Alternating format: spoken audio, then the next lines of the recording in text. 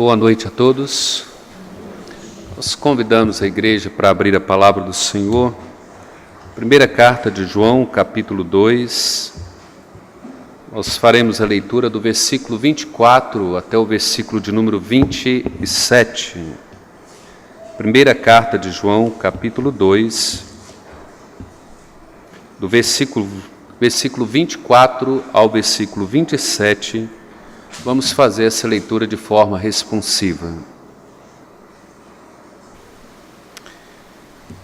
Permaneça em vós o que ouviste desde o princípio. Se em vós permanecer o que desde o princípio ouvistes, também permanecereis vós no Filho e no Pai.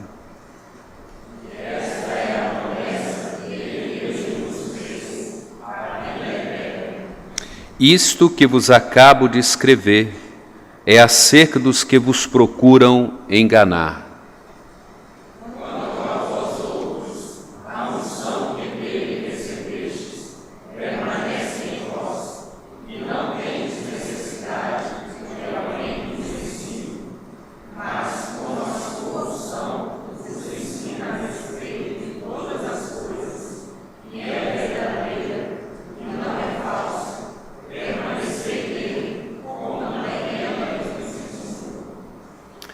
Pai bendito, nós louvamos o Teu nome nesta noite. Muito obrigado, Deus. Muito obrigado porque a nós é revelado o conhecimento da Tua palavra. Muito obrigado, Deus, porque o Senhor tem nos concedido a graça de poder conhecê-lo, de tributar-lhe, ó Deus, toda a honra, toda a glória, toda a nossa gratidão. Rogamos ao Senhor, Pai, que nos abençoe nesta noite com a sua palavra.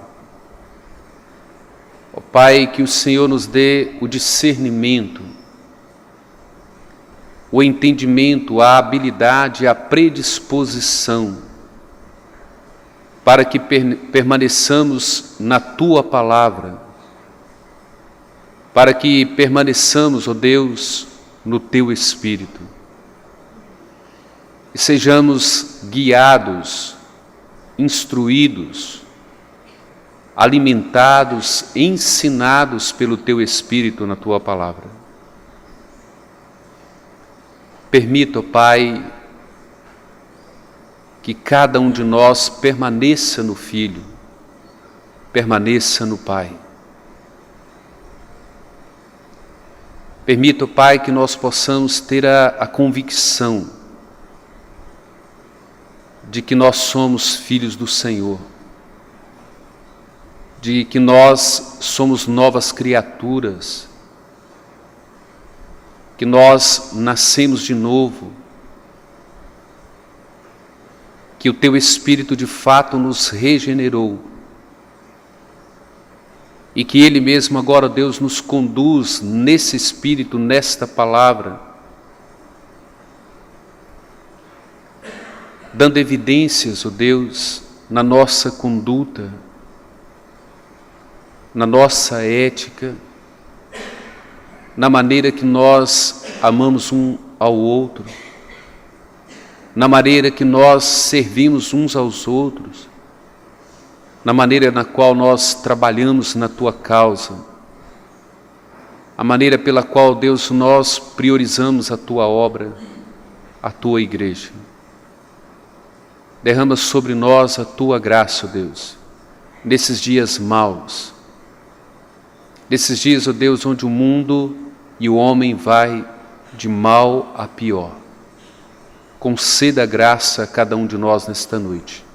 Nós Te imploramos, agradecidos, no nome do nosso Senhor e Salvador Jesus Cristo. Amém, Senhor.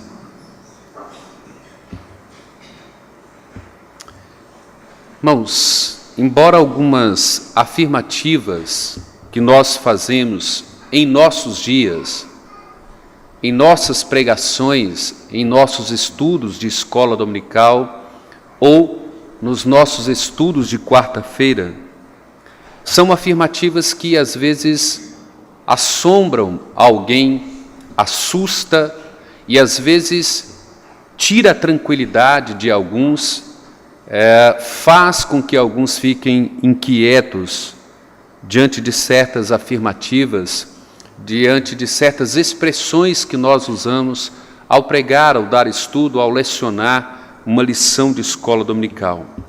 Mas é interessante que a Escritura, desde o princípio, ela tem nos ensinado que o diabo, o nosso inimigo, Satanás, ele se opõe contra a igreja do Senhor. Ele se levanta contra o povo do Senhor, ele se levanta contra a igreja do Senhor. E não são poucas as vezes que nós olhamos para as Escrituras e percebemos que a Escritura nos adverte que esse Satanás, que esse inimigo, ele se opõe àqueles que amam a Deus, àqueles que servem a Deus. E não são poucas as vezes que nós encontramos registrado nas Santas Escrituras que ele mesmo levanta homens no meio da igreja, que o próprio diabo, ele levanta, ele instiga, ele desperta homens maus, malignos, pervertidos, corruptores para laçar a igreja, para destruir a igreja, para atacar a igreja. A Escritura é muito clara com isso.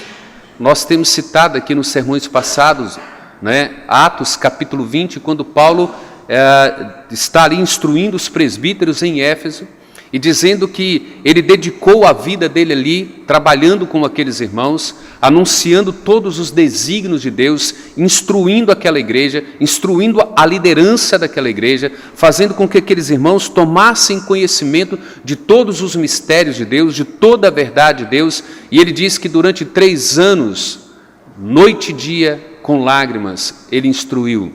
E ele diz assim: mas assim que eu sair daqui, levantarão homens maus no meio de vós. Homens corruptores, pervertidos, que querem de fato destruir a igreja e que querem atacar a igreja. A Escritura nos adverte quanto a isso, irmãos, e parece que nós vivemos um cristianismo onde nós estamos cegos dessas coisas. Nós não conseguimos discernir dentro da igreja, como nós falamos no sermão passado, a discernir as pessoas, discernir a doutrina e agora discernir como de fato nós devemos permanecer na palavra, como que nós devemos permanecer no Espírito, para que haja em nós o discernimento, para que a gente consiga distinguir a nossa história, o contexto da nossa igreja, a realidade em que a nossa igreja atravessa e passa nesse mundo mau, nesse mundo tenebroso, e como que nós carecemos desse discernimento, para que a gente volte e se centralize na Escritura, que nós sejamos inteiramente dependentes do Espírito Santo.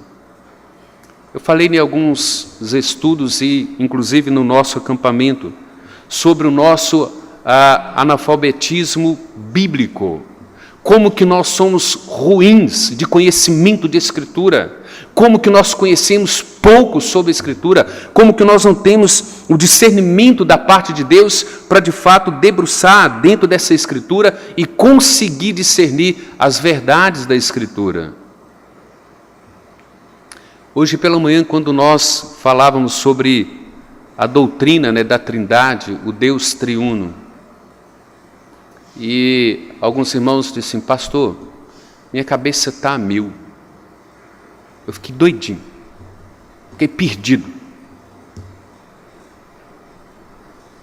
Porque não conhecemos mesmo, não conhecemos a Escritura. A igreja hoje, irmãos, não é uma igreja que é saturada pela Escritura. Nós vivemos um momento histórico onde a igreja não quer saber de Escritura. Ela não quer centralizar os aspectos doutrinários básicos para a vida cristã. Como eu falei ontem no culto, as pessoas simplesmente decidem ser adoradores de Deus. As pessoas simplesmente decidem levantar as mãos e querem cultuar a Deus como se pudessem fazer isso pela conta própria. como se pudessem decidir ser adoradores de Deus por livre e espontânea vontade. E não são imergidas, não são imbuídas de escrituras, não são despertadas pela própria escritura. Tanto é que boa parte da adoração da igreja é movida por coisas externas e não por coisas internas. Boa parte da nossa adoração, boa parte do nosso culto não parte de fruto da escritura no nosso coração e na nossa mente. Eu disse pela manhã, há muitos que se achegam dentro da igreja querendo cultuar a Deus, querendo adorar a Deus, tributar a Deus honra e glória, porque receber algum benefício de Deus. E outros não têm condições de adorar e tributar honra e glória a Deus, porque a semana foi difícil, foi uma semana de perda, foi uma semana de luta, foi uma semana difícil, de ataque, de pressões. E ele não tem alegria para a adoração. Por que não? Porque ele é movido por coisas externas. Ele não é movido pela própria Escritura, ele não é movido pela presença real do Espírito Santo que habita o coração dele. E João trabalha isso aqui, irmãos, mostrando como que nós devemos desenvolver esse discernimento para que nós permaneçamos na palavra, para que nós permaneçamos no Espírito. Como que a igreja carece, irmãos, de ser saturada de Escritura. Se vocês acham que o meu sermão é longo, se vocês acham que o sermão é muito teológico, nós estamos muito aquém, mas muito aquém da realidade. Nós deveríamos aprofundar muito mais. Os nossos cultos de exposição, de pregação da palavra, deveriam durar muito mais. Para que a gente estudasse a Escritura, para que a gente entendesse a Escritura, para que a gente pudesse compreender e ser movido, ser imbuído, ser de fato impactado e sendo levado pela própria Escritura. E João então passa a mostrar isso para nós. E esses são os dois pontos, irmãos, que nós vamos trabalhar esta noite. O primeiro deles é permaneça na palavra e o segundo é permaneça no Espírito. João nos instrui a esses princípios. Vejam bem, o versículo 24, ele diz assim, olha, permaneça em vós o que ouviste desde o princípio, o que eles ouviram, o que é que esses homens estavam ouvindo. Nós citamos pela manhã o texto de 1 João 1, de 1 a 4. Aquilo que nós ouvimos, aquilo que nós vemos, aquilo que nós apalpamos, é sobre essas verdades que nós anunciamos. Nós andamos com o Cristo, nós andamos com Deus vivo, nós andamos com Deus que se fez carne, e é Ele que se revelou a nós, é Ele que se manifestou como vida a nós. O que nós anunciamos, o que nós testificamos, o que nós proclamamos, não é invenção de homens, não é ideia humana, é a verdade do próprio Cristo revelado a nós. Ele se revelou a nós, Ele comunicou a nós, e nós testificamos dessas verdades.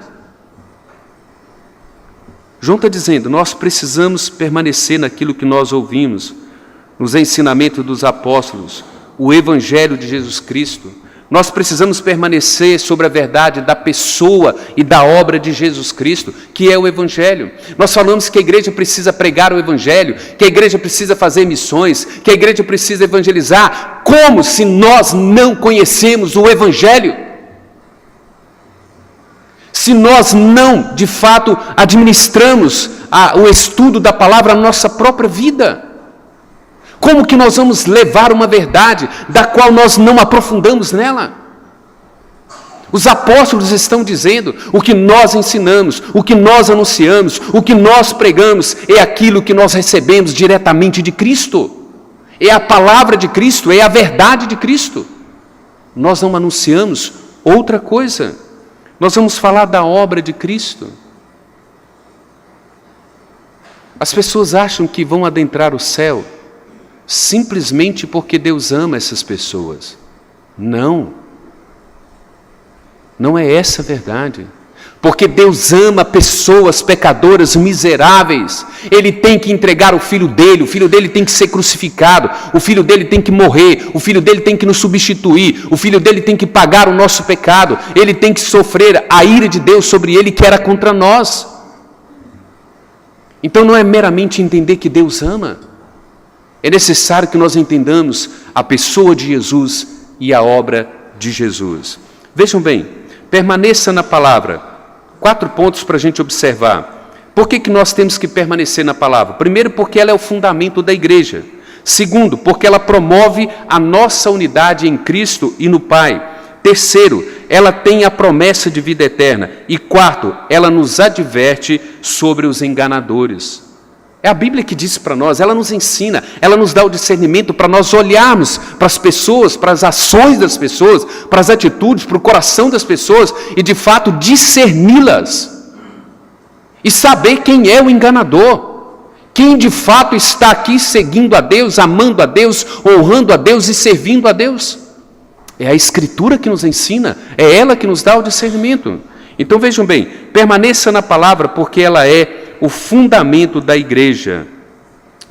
Os falsos mestres da época de João e da nossa época de qualquer era, eles trazem uma prerrogativa dizendo que eles recebem revelações especiais à parte da Escritura, da palavra de Deus.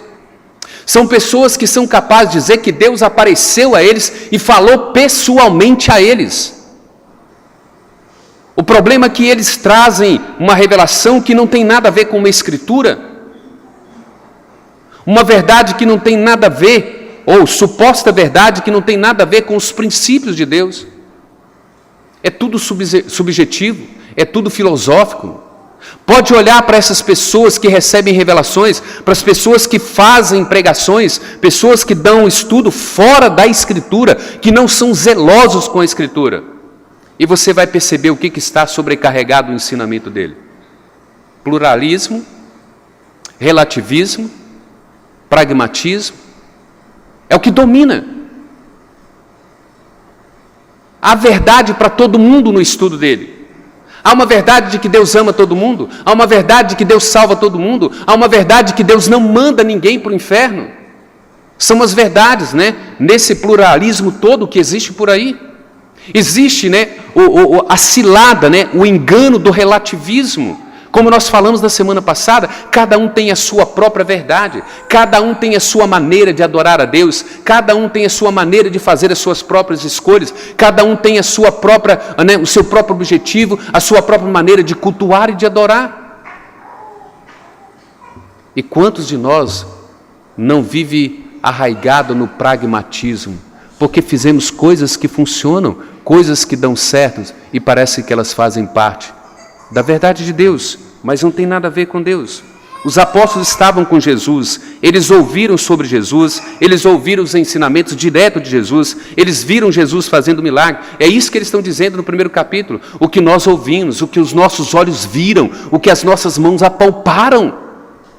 Nós não estamos trazendo algo que vem do próprio homem, nós estamos trazendo a vocês aquilo que procede do próprio Senhor Jesus Cristo, é a palavra dele, e eles sabiam que todo o Antigo Testamento apontava para Jesus. Olha para Lucas capítulo 24, versículo 44 e 45, ele está dizendo, nós vamos proclamar o Evangelho de Jesus Cristo, porque ele é anunciado desde o Antigo Testamento, e ele é o Messias de Deus, ele é o cumprimento da promessa de Deus, ele é o Redentor, aquele Messias que havia sido prometido pelo Pai, e que agora chegou, e que agora cumpriu a palavra de Deus. Eles não estão ensinando outras coisas. Eles não estão vivendo nesse relativismo, nesse pragmatismo. Há muitas igrejas dizendo aí que Deus salvará todos os homens. Há muitas igrejas evangélicas dizendo que Deus salvará todos os cristãos. Não importa o que eles fazem, não importa como eles vivem. Mentira! Isso é enganador. Não creia nisso, não estabeleça a sua convicção de vida eterna e dizendo para você assim, Deus salvará todo homem, Ele não lançará ninguém no inferno.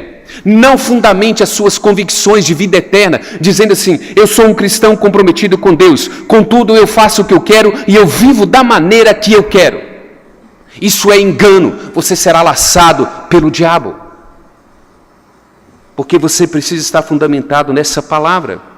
A questão é que o Evangelho não é resultado de especulações humanas, não é uma invenção humana. O Evangelho não é uma coisinha que o homem elaborou para melhorar a sua vida, para fazer com que você seja um pouquinho mais feliz, para fazer com que você não sofra com esse mundo. Não, o Evangelho não é nada disto.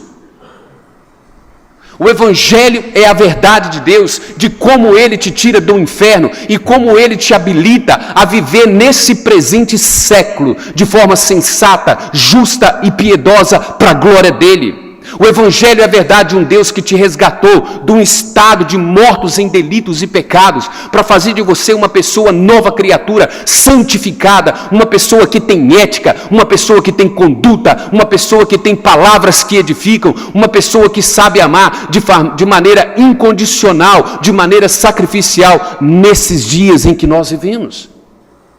O Evangelho é muito mais do que simplesmente garantir que você vai chegar ao céu. Nós somos fundamentados nessa palavra. Você é fundamentado numa palavra que apresenta Jesus Cristo como nosso Senhor, Redentor e Salvador. João capítulo 20, versículo 30 a 31. A Escritura, a palavra é a base, é o fundamento da nossa fé cristã. Está lá em João 20, 30 a 31. E todas essas coisas foram registradas para que creiais que Jesus é o Cristo, o Filho de Deus, e crendo nele tenhais vida eterna. É a palavra que é o fundamento, é ela que cria toda a estrutura para nós. Por isso é que João está dizendo, permaneça na palavra. Sabe o que nos assusta, irmãos?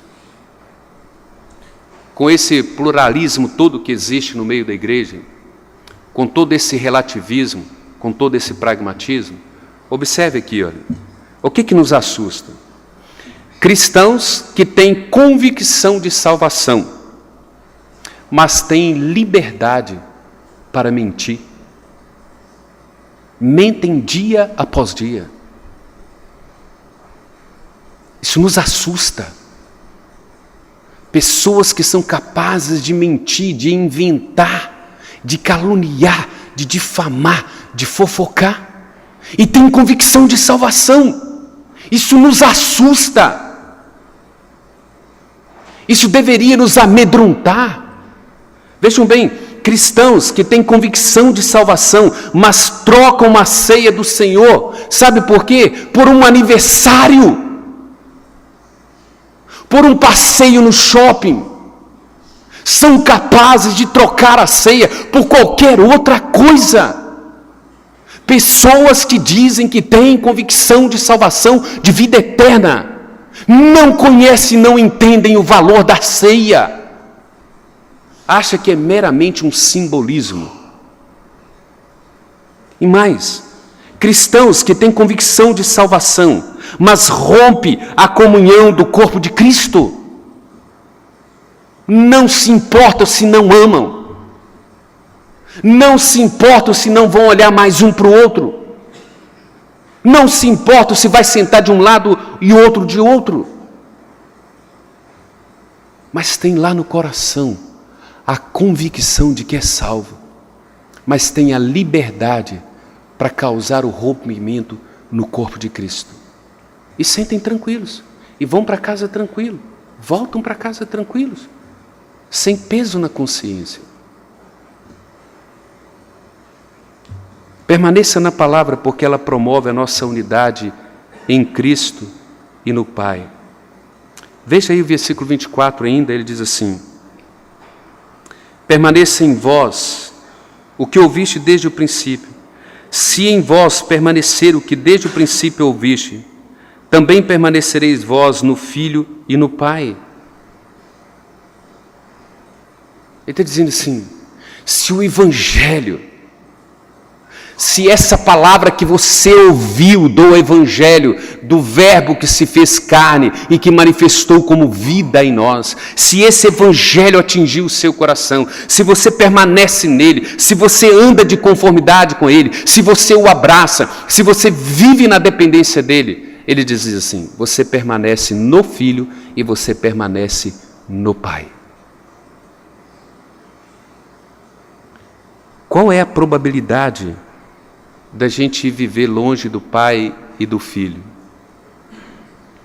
Quando nós não permanecemos na sua palavra. Quando a palavra não é a centralidade da nossa vida, a centralidade da igreja, nós estamos distante do Pai, nós estamos distante do Filho. Acabamos de cantar mais ou menos isso, né? Distante de ti, não posso viver. Não vale a pena existir. Mas é interessante, a gente canta, né? Distante de ti, não posso viver. Não vale a pena existir. Mas distante da sua palavra eu posso. Distante da verdade do Evangelho eu posso. Eu posso criar o meu cristianismo. Eu posso criar as regrinhas para a minha vida cristã. Eu posso estabelecer o padrão da minha adoração. Eu posso estabelecer o padrão e o nível do meu relacionamento com os irmãos. E é mais ou menos assim que a gente vive e que a gente pensa. Paulo, quando foi impactado pelo Evangelho, quando ele estava no caminho de Damasco tentando ir matar os cristãos que serviam e que amavam Jesus Cristo, e que ele teve um confronto pessoal com Cristo, e que Cristo chega para ele assim: Saulo, Saulo, por que você me persegue, Saulo? E ele diz assim: quem és tu, Senhor? Eu sou Jesus Cristo a quem tu persegues.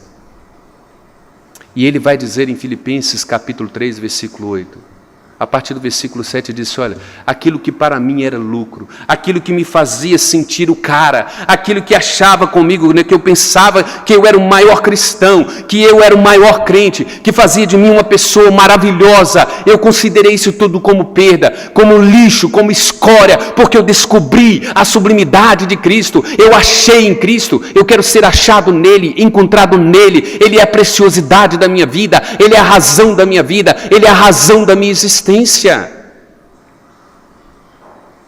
A palavra de Deus, ela de fato nos mantém unidos a Cristo, ao Pai. Nós não podemos nos relacionar com o Pai e com o Filho fora da palavra. Nós não temos regras, nós não temos parâmetros, nós não temos princípios para nos relacionar com o Pai e com o Filho, permanecer no Pai e no Filho, fora da Escritura. Irmãos, coloque isso na cabeça. Você não tem relacionamento com Deus, você não tem relacionamento com o Filho, você não permanece no Pai, você não permanece no Filho, se você não faz uso da Escritura para manter nele, para permanecer nele. Você não pode relacionar com Deus da maneira que você deseja, da maneira que você acha que é correto. Não é pelo seu pragmatismo, não é pelo seu relativismo, mas é somente pela Escritura. Não há outro caminho, não há atalho. João está dizendo, se você permanece naquilo que você ouviu desde o princípio, então você permanece no Pai, você permanece no Filho. As pessoas acham que o Evangelho, irmãos, é concordar com um conjunto de doutrinas, né? Falam, olha, eu sei teologia, sei soberania, sei predestinação, sei eleição, sei justificação pela fé, sei regeneração. Eu entendo todas as doutrinas. Mas é mais do que isso.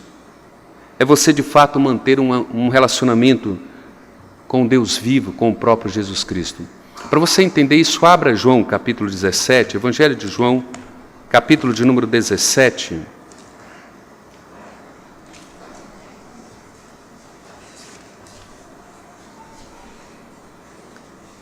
Farei a leitura do versículo 3 e depois do versículo 17 até o 26.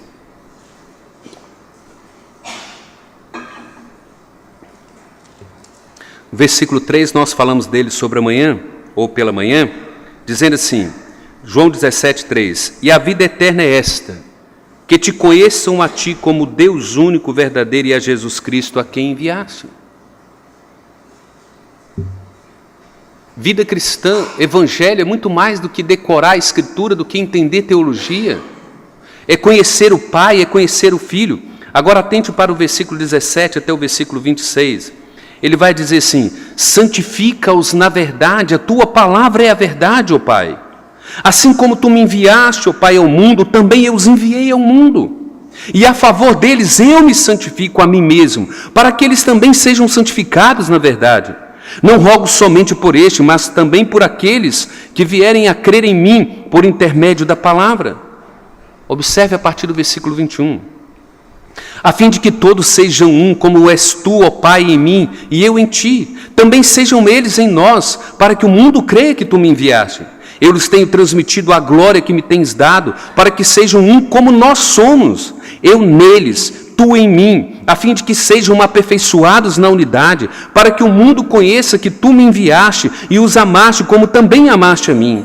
Pai, a minha vontade é que onde eu estou estejam também comigo os que me deste, para que vejam a minha glória que me conferiste, porque me amaste antes da fundação do mundo. Pai justo, o mundo não te conheceu, eu porém te conheci, e também estes compreenderam que tu me enviaste. Eu lhes fiz conhecer o teu nome, e ainda os farei conhecer, a fim de que o amor com que me amaste esteja neles, e eu neles esteja. É isso que a palavra de Deus faz. Ela nos vincula ao Pai e ao Filho. É a palavra que nos vincula nessa união mística com o Senhor Jesus Cristo, que nos torna um. É o próprio Jesus está dizendo: eu os santifico, eu os salvo, eu os resgato para que eles sejam um como nós. Mas isso não é possível sem palavra, sem Escritura. Não há como, irmãos. Como permanecer no Filho e no Pai? Como é que você dá evidências de que você permanece no Pai e no Filho por meio da palavra? Observe aqui. Nós amamos de forma incondicional e de forma sacrificial. O nosso amor não é um amor teórico. O nosso amor, ele é incondicional, ele é sacrificial.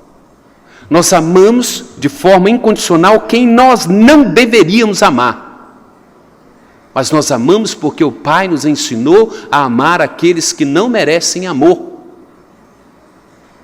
E Ele diz, é de forma incondicional.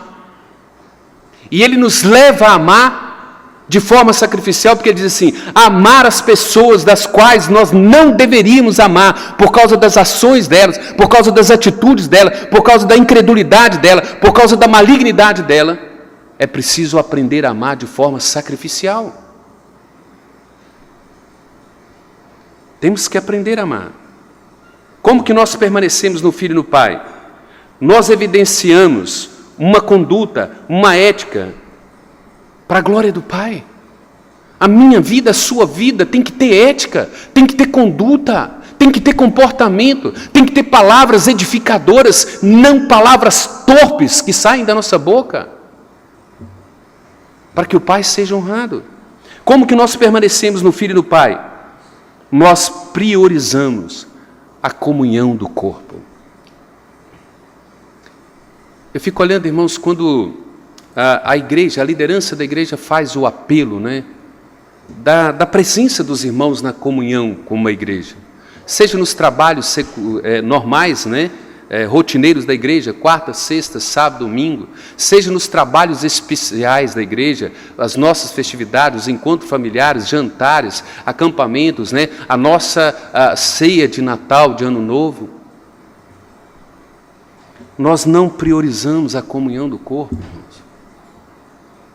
Isso é doloroso. É doloroso. Sabe por quê? Você pode usar a desculpa da família. Você pode usar a desculpa de qualquer outra coisa que você queria passar com a sua família, você queria encontrar com a sua família, você queria rever amigos, você queria fazer um monte de coisas. Mas ninguém tem mais primazia na nossa vida do que o corpo, do que a igreja. Ninguém, absolutamente ninguém, nem meu pai, nem minha mãe, e Jesus foi categórico. Se você ama mais o seu pai do que a mim, se você ama o seu filho mais do que a mim, se eu não sou a primazia, se o meu corpo não é a primazia, você não é digno de mim. Ele não mediu palavras.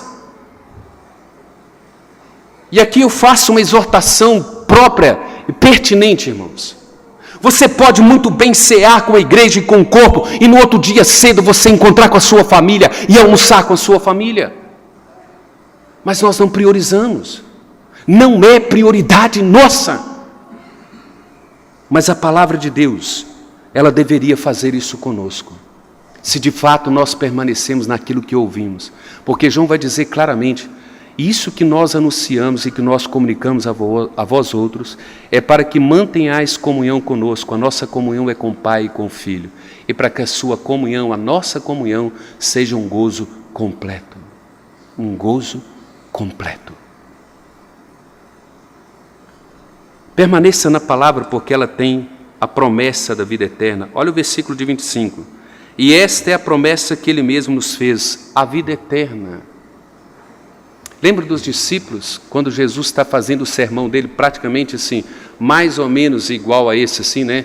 Falando coisas duras, difíceis de ouvir, e os discípulos, as pessoas começam a ir embora. E alguns discípulos dizem assim, Jesus, está todo mundo indo embora, porque não quer ouvir o seu sermão.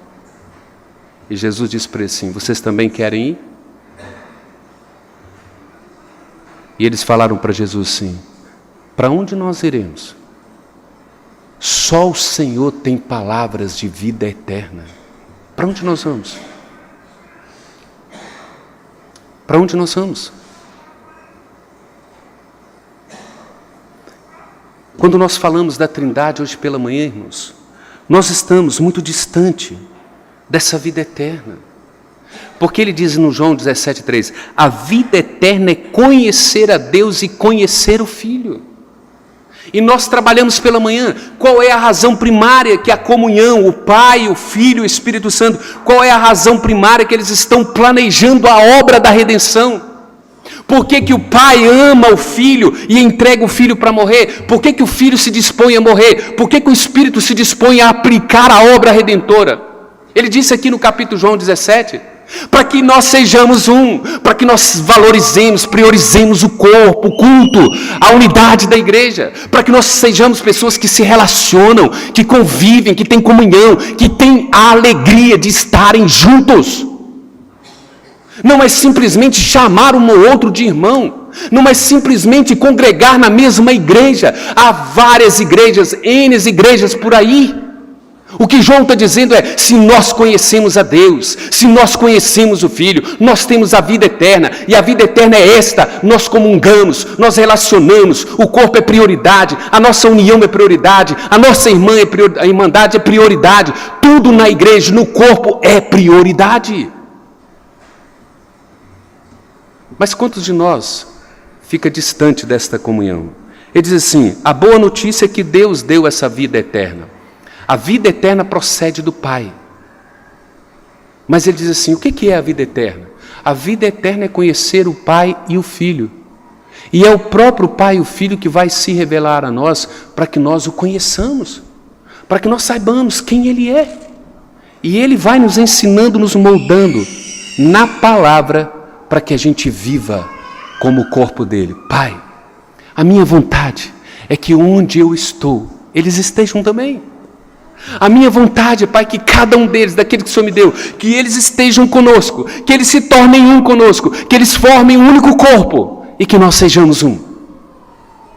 Mas talvez seja isso o que nós não queremos. Nós queremos a vida eterna, mas nós não queremos a unidade do corpo. Nós queremos escolher quem faz parte do corpo. Nós queremos selecionar pessoas, quem faz parte do corpo e quem não faz parte do corpo. Porque não conhecemos a palavra, porque essa palavra. João vai dizer assim, permaneça na palavra porque ela nos adverte contra os enganadores. Olha o versículo de número 26, ele vai dizer assim, ó, isto que vos acabo de escrever é acerca do que vos procuram enganar. Ele está dizendo assim, eu estou escrevendo essas coisas porque os enganadores estão aqui dentro da igreja. E ele diz assim, mas eles não ficarão aqui muito tempo, eles sairão da igreja, porque eles não são nossos, eles não permanecerão aqui, eles não estão no Pai, eles não estão no Filho, eles não ficarão aqui muito tempo. Eles vão sair. E ele diz assim, a palavra nos adverte, 2 Timóteo capítulo 3, a partir do versículo 1 até o versículo 13, Paulo está dizendo a Timóteo sobre isso, olha, os últimos dias serão difíceis, os últimos dias serão terríveis, os homens serão enganadores, desafeiçoados, desobedientes, implacáveis.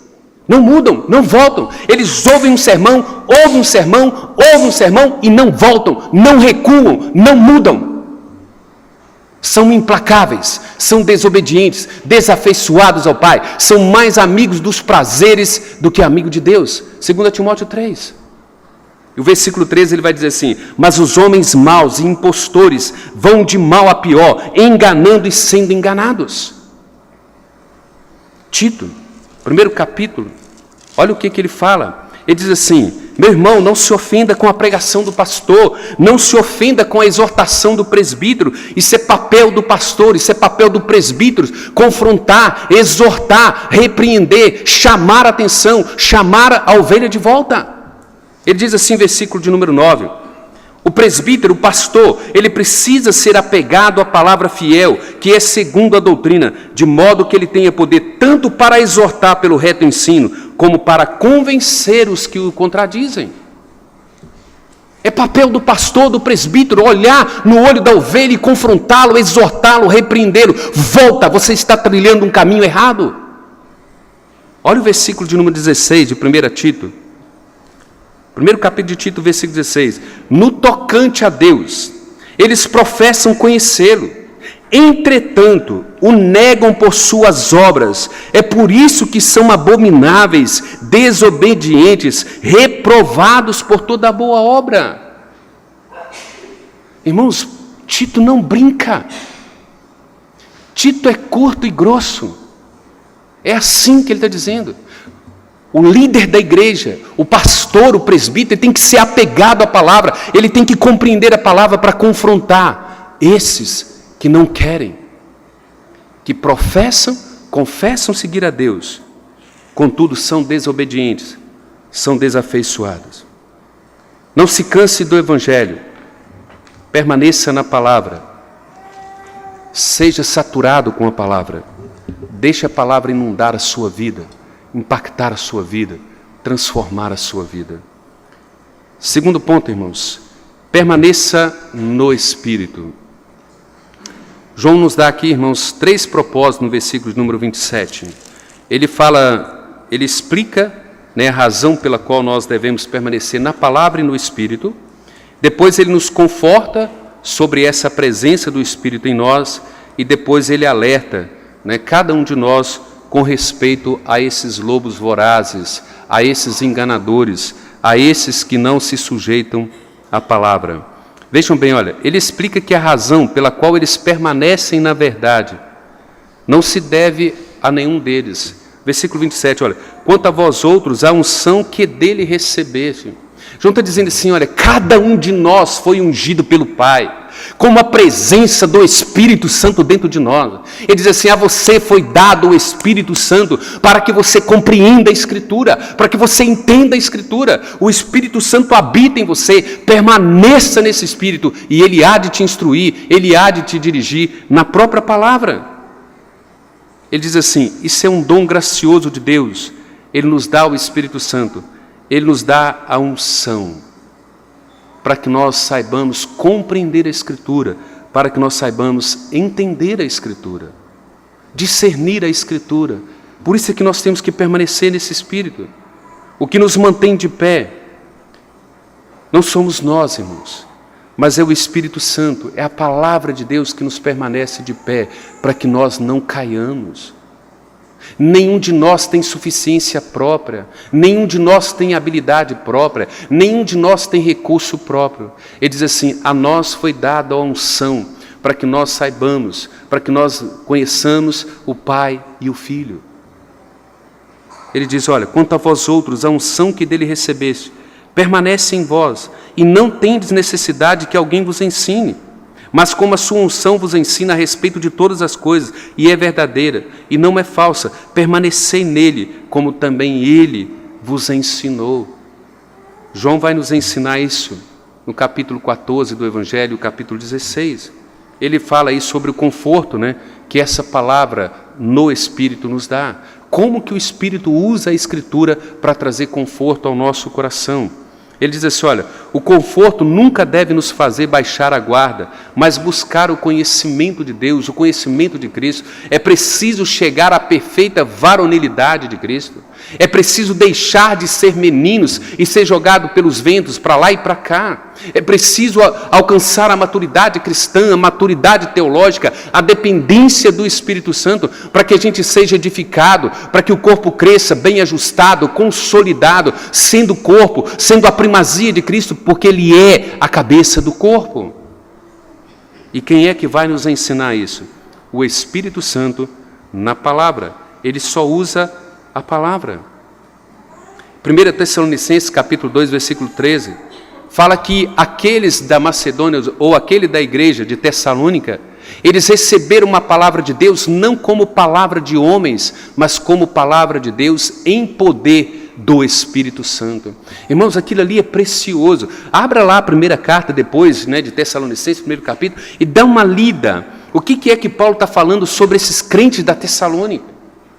Em meio a muita provação, em meio a muita perseguição, eles receberam uma palavra de Deus com muita alegria no coração, e eles não receberam essa palavra como palavra de homens, mas eles receberam como poder do Espírito Santo, de modo que essa palavra impactou a vida desses crentes. E Paulo vai dizer que a palavra impactou eles de maneira tal que eles se tornaram modelo para Macedônia e toda a Caia. Eles fizeram uma diferença, eles impactaram porque a palavra estava neles. O Espírito Santo fez com que a palavra de fato habitasse o coração deles. João 14, 26. Jesus nos ensina que o Espírito Santo, o Consolador, ele nos guiará a toda a verdade.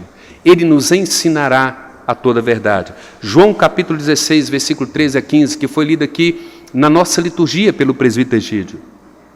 E ele vos convencerá do pecado, da justiça, do juízo. E ele vos guiará a toda a verdade. E ele vos falará toda a verdade. E ele vos ensinará toda a verdade. Ele não falará nada dele mesmo. Ele falará tudo daquilo que o Pai e o Filho o instruiu. Ele só falará sobre o Pai e sobre o Filho. Ele só instruirá sobre o Pai e sobre o Filho. Ele só nos convencerá sobre o Pai e sobre o Filho. Ele nos dará toda a doutrina sobre o Pai e sobre o Filho. E ele fará com que toda a verdade exalte o Pai e o Filho. Por isso é que João está dizendo, permaneça na unção que você recebeu. A você foi dado o Espírito Santo, a unção, a sabedoria de Deus está dentro de você, ela habita em você, e você pode abrir a Escritura e estudar a Escritura e compreender a Escritura. O Senhor fez isso conosco, irmãos. O Senhor nos agraciou com esta unção. Ela é dada por Ele para que ninguém se vanglorie, para que ninguém se orgulhe, para que ninguém chame a glória para si mesmo. Mas qual é o alerta que João nos faz aqui, então, no texto? Ele diz assim, o Espírito sempre trabalha em conjunto com a palavra de Deus. O Espírito Santo, irmãos, ele não mais nos dá revelações extra-Bíblia. Não adianta você ficar na igreja, lá onde as pessoas estão tendo sonhos, visões e revelações. Ah, o Senhor me revelou. O Senhor me disse, o Senhor me mostrou, eu estava em casa, o Senhor me apareceu e me falou, balela, mentira. O Espírito Santo não nos dá mais nenhuma revelação fora da Escritura. Você quer conhecer a Deus e conhecer a Jesus? Então estude a Escritura. Quarta-feira o nosso irmão Fernando citou esse texto, João 5,39. Examinais as Escrituras, porque julgais ter nela a vida eterna, e são elas que testificam de mim. Contudo, vós não quereis vida eterna. Em outras palavras, contudo, vós não quereis estudar a Escritura. Esse é o alerta. Pare de acreditar em entretenimento dentro da igreja. Pare de acreditar que culto precisa ser movido por cânticos, que o cântico é central dentro do culto. Pare de acreditar nessas coisas. Pare de acreditar nesses pluralismo que tem por aí, ou relativismo ou pragmatismo. Pare de acreditar nessas coisas. Volte para a Escritura. O Espírito Santo nos chama à Escritura. Se você permanece na palavra, se você permanece no Espírito, você não tem outro desejo a não ser estudar a Escritura. Nada mais queima o seu coração do que estudar a Escritura. O Espírito Santo nos leva à palavra, a um entendimento mais profundo da supremacia, da suficiência do próprio Jesus Cristo. o Espírito Santo nos leva a um profundo conhecimento da Escritura, para que nós entendamos a supremacia, a suficiência da pessoa e da obra de Jesus Cristo em nossas vidas. Qual é o outro alerta que João faz? O Espírito habita em você, mas você tem que permanecer no Espírito. Existem coisas que nós temos que fazer, irmãos. Nós não temos dúvida nenhuma de que Deus é soberano, que Deus age 100% livremente para fazer todas as coisas em nós. Que a santificação ela depende 100% de Deus e ela depende 100% de nós. Às vezes a gente fica tentando explicar como que entendemos isso. Vejam bem, Deus coloca a mesa, Deus coloca o alimento na mesa, Deus te coloca na mesa, Deus te coloca na cadeira que está na mesa, Deus te dá um estômago, Deus te dá uma boca, Deus te dá o paladar, Deus te dá saúde, Deus te dá vontade, Deus te dá desejo, mas é você quem come. É você que tem que pegar o alimento e mastigar. É isso que João está dizendo. A nós foi dada uma unção do Espírito para que nós compreendamos a Escritura e aprendamos a Escritura. Mas disse assim, mas você tem que estudar, preguiçoso. Você tem que abrir a Escritura e comer a Escritura. Abra a Escritura, debruce na Escritura, estude, leia a Escritura. É você que tem que estudar, é você que tem que ler. E Ele aplica a palavra ao seu coração. Nós temos que aprender isso. É essa a verdade de Deus. João está dizendo assim, nós precisamos estar alerta. Sabe por quê? Os falsos profetas, os enganadores, eles vêm tentando nos destruir, usando a própria palavra. A própria palavra. Eles não tentam nos enganar dizendo que Jesus não é Deus. Ele não tenta nos enganar dizendo que Jesus não é Salvador. Ele tenta enganar você sim, Jesus é Salvador, Jesus é Deus, mas você vive a vida cristã como você quer. Você faz da sua vida cristã o que você quer, desde que você seja fiel no dízimo. Devolva o seu dízimo e você leva a vida que quiser. Você faz o que quiser, a hora que quiser, do jeito que você quiser, e pode ter certeza de que você vai adentrar os céus. É assim que os enganadores fazem. Ele diz para você assim, não, Deus é amor. Deus é misericordioso e Ele jamais mandará alguém para o inferno. Ele salvará todos os homens. João está dizendo assim, permaneça nesse Espírito. Ele conclui o versículo 27 dizendo assim, olha, permanecei nele, como também Ele vos ensinou. Permaneça naquilo que o Espírito te ensina. Permaneça naquilo que o Espírito te doutrina, te direciona. Ele mostra o caminho. Você pode estar com o coração endurecido, trilhando o caminho errado, mas Ele te mostra, Ele diz assim, ó, volta. Isaías diz assim, você ouvirá por trás de ti uma voz dizendo assim, não desvie para a direita, não desvie para a esquerda. Não pense que o anjo vai aparecer atrás de você dizendo isso, né? Você vai ouvir o anjo, não vá para a direita, Vitor, não vá para a esquerda, não. Ele está usando aqui uma figura de linguagem dizendo assim, estude a Escritura e você ouvirá a voz de Deus. Olhe para a Escritura e você sabe o caminho que você deve tomar. Aprende a voltar para a Escritura. O papel do Espírito Santo é nos saturar com a Escritura, para que nós aprendamos. Se você observar aí, irmãos, só nesse parágrafo aqui nós temos 5 vezes a expressão permaneça. Permaneça na palavra, permaneça no Espírito, permaneça na palavra, permaneça no Espírito, permaneça na palavra, permaneça no Espírito. João tirou isso do próprio Jesus Cristo no Evangelho de João, capítulo 15. Eu sou a videira, vós sois o ramo. Se vocês não permanecem em mim, vocês não dão fruto.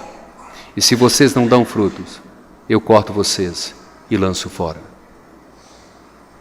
Não é que você perde a salvação, é que você nunca teve. Por isso é que Ele te lança fora. Aqueles que têm salvação, aqueles que foram regenerados, salvos, Ele diz assim, eu podo vocês, eu disciplino vocês, eu lapido vocês, eu disciplino vocês, eu corrijo vocês e vocês darão frutos. Por isso é que nós temos que permanecer na palavra, permanecer nesse Evangelho. Quais são as implicações para a gente concluir, irmãos? Implicações e aplicações. Primeira implicação: por que nós devemos permanecer na palavra?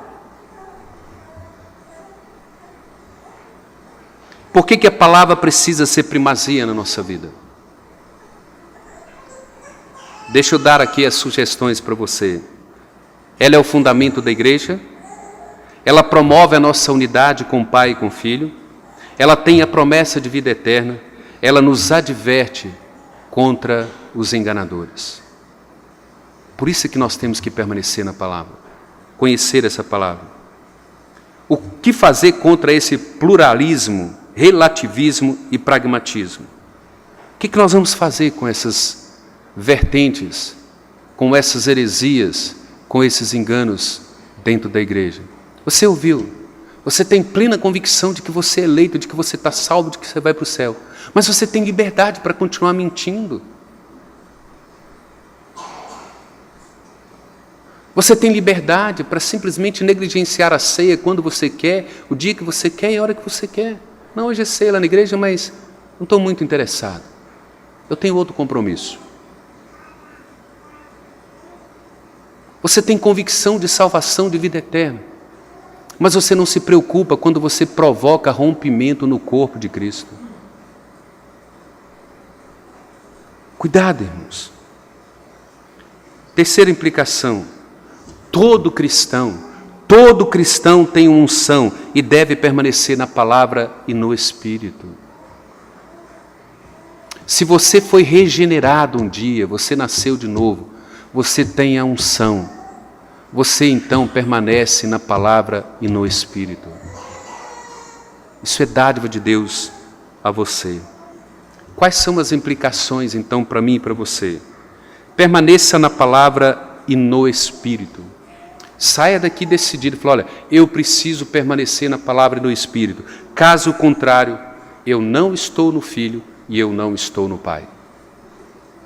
Se a palavra não rege a minha vida, se ela não é a única regra de fé e prática da minha vida, eu não estou no Pai e eu não estou no Filho.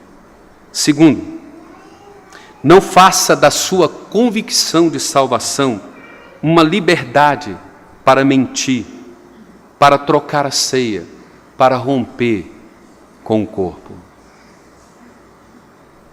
Não faça uso das suas convicções para ter liberdade de pecar contra Deus, contra o corpo, contra a igreja do Senhor. Terceiro, lute, se esforce para compreender as Escrituras na dependência do Espírito Santo.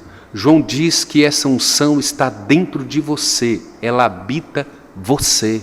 Se esforce, lute, coma a Escritura, não fique sentado na cadeira frente à mesa olhando para a comida. Ninguém vai comer a comida para você, ninguém vai se nutrir por você. Coma a comida, mastigue a comida, pegue a Escritura, mastigue, estude a Escritura.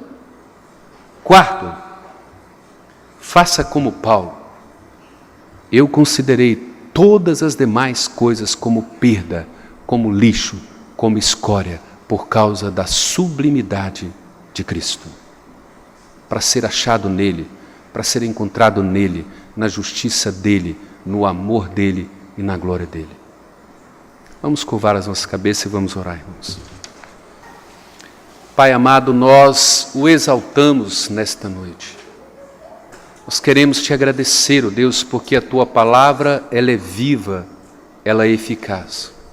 Como diz o Salmo 19, versículo 7, a lei do Senhor é perfeita e ela restaura a alma. Ela dá sabedoria aos simples. Ela ilumina os nossos olhos. Pai, permita que a tua palavra seja frutífera ao nosso coração nesta noite. Não permita, Pai, que voltemos para casa com os corações endurecidos, mas quebrantados pela tua palavra. Derrama sobre nós a tua graça. Derrama o teu cuidado todo especial sobre a vida dos nossos visitantes que se encontram aqui nessa noite. Abençoa a vida de cada um deles, ó Pai. para que eles sejam tocados por esta palavra, para que eles se sintam bem no nosso meio, adorando o Senhor e servindo ao Senhor. Abençoa a nossa igreja, Deus. Abençoa esse corpo vivo, esse organismo vivo, que é o corpo do Senhor Jesus Cristo. Abençoa cada um de nós e nos leve em paz para os nossos lares, ó Deus, guardados e protegidos pelo Senhor. Agradecemos ao Senhor de forma especial pela vida do Antônio e da Isméria. Muito obrigado, Deus, por recebê-los como membros comungantes desta igreja. Pai, muito obrigado por tê-los aqui conosco. Que eles possam ser uma grande bênção para a vida da nossa igreja e que a nossa igreja seja uma bênção para a vida deles. Ó Pai, os abençoe como casal, como esposo e esposa, como pais, como avós, como irmãos desta igreja. Nós rogamos ao Senhor que nos abençoe, em nome de nosso Senhor e Salvador Jesus Cristo. E que a graça de nosso Senhor e Salvador Jesus Cristo, que o amor do nosso Deus eterno e poderoso Pai, que a comunhão e a consolação do Espírito Santo seja com todos vós e com todo o povo de Deus espalhado sobre a face da terra, agora e para todo sempre. Amém.